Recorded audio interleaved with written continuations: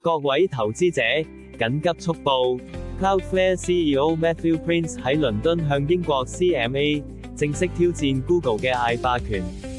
佢指出 ，Google 利用搜尋引擎不公平咁為 AI 系統找取內容，迫使網站喺 AI 利用同搜尋流量之間做抉擇。呢個舉動將重塑 AI 市場格局。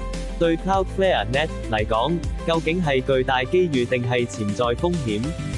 Cloudflare 強調自己唔係 AI 公司，而係一個中立嘅網絡平台，80%嘅 AI 公司都係佢哋嘅客戶。一旦監管成功，一個更公平嘅競爭環境將為 Cloudflare 帶嚟巨大嘅增長機遇。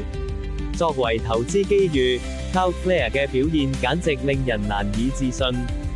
佢嘅實際年化回報高達 0.67， 遠超市場預期嘅 0.21。呢個驚人嘅數字，證明咗佢具備跑贏大市嘅強大潛力。從業務增長睇 ，Cloudflare 都勢不可擋。佢嘅收入複合年增長率高達 26%，EBITDA 增長率更高達 41%， 甚至淨利潤增長率都有 26%。呢啲數字展示咗公司強勁嘅擴張動力同未來潛力。財務表現上 ，Cloudflare 正穩步邁向盈利，佢嘅 EBITDA 利潤率已由負轉正，每股盈利嘅虧損亦持續收窄。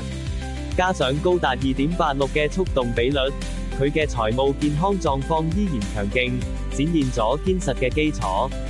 不過，投資者亦要留意風險。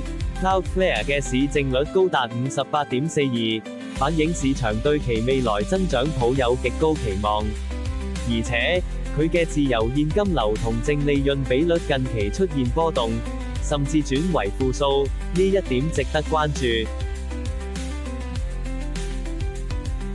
你今日估咗未？本內容只供參考，並不構成任何形式之投資建議、邀約或推薦。投資有風險，買賣需謹慎。